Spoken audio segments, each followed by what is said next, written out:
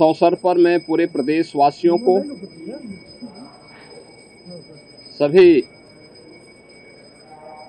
संतों, श्रद्धालुजनों, भक्तों को मकर संक्रांति की हार्दिक बधाई देता हूं।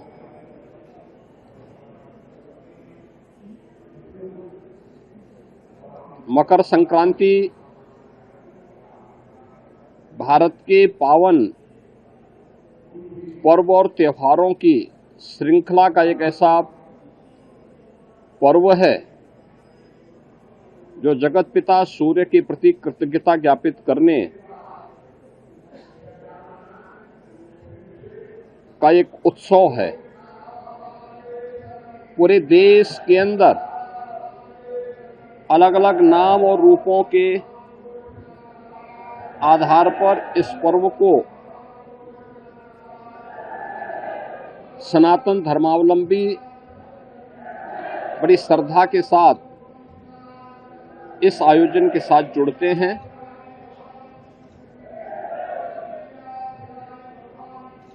देश के अंदर उत्तर हो, दक्षिण हो, पूरब हो, पश्चिम हो, पूरे देश के अंदर अलग अलग नाम और रूपों में इस पर्व को लोग मनाते हैं, इस उत्सव के साथ जुड़ते हैं। उत्सव भारत की सनातन धर्म की परंपरा में आनंद के क्षणों को एकजुटता के साथ, एकता के साथ आयोजित करने, अपनी खुशी के साथ पूरे समाज की खुशी को जोड़ने का एक सशक्त माध्यम रहा है।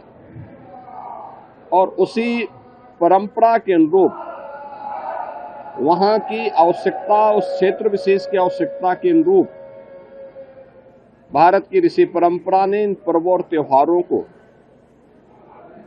वहां पर संयोजित किया। आज उसकी विराट रूप हम सबको देखने को मिलते हैं। पूरब में असम आदि में आप जाएंगे तो बिहू के रूप में,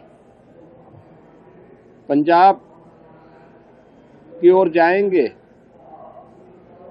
तो लोहड़ी के रूप में, सुदूर दक्षिण में आप जाएंगे तो पोंगल के रूप में,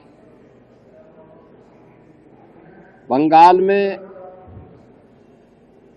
या महाराष्ट्र में तिलवा संक्रांति के रूप में, उत्तर भारत में आएंगे तो खिचड़ी संक्रांति के रूप में इस महापर्व को आयोजित श्रद्धालुजन करते हैं। एक और हम लोग यहाँ पर महायोगी भगवान गोरक्षनाथ की इस पावन धरा पर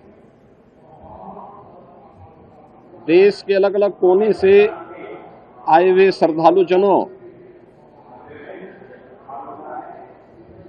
के साथ मिलकर के, इन लाखों श्रद्धालुजनों के साथ भगवान गोरक्षनाथ जी को आस्था की पावन खिचड़ी चढ़ाया जा रहा है।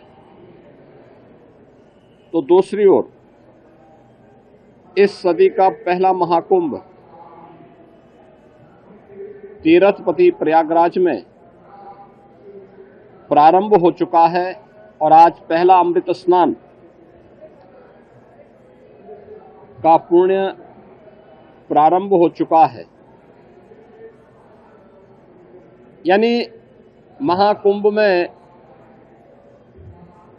के प्रति जो आकर्षण देश और दुनिया में देखने को मिल रहा है वो अद्भुत है, अकल्पनीय है।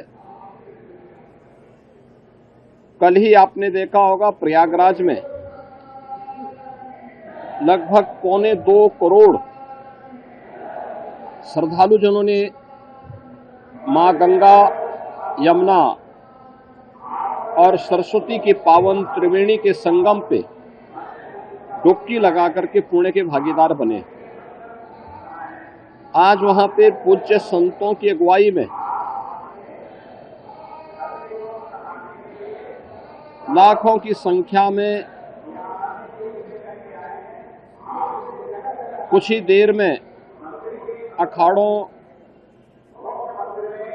का अमृत स्नान प्रारंभ होने वाला है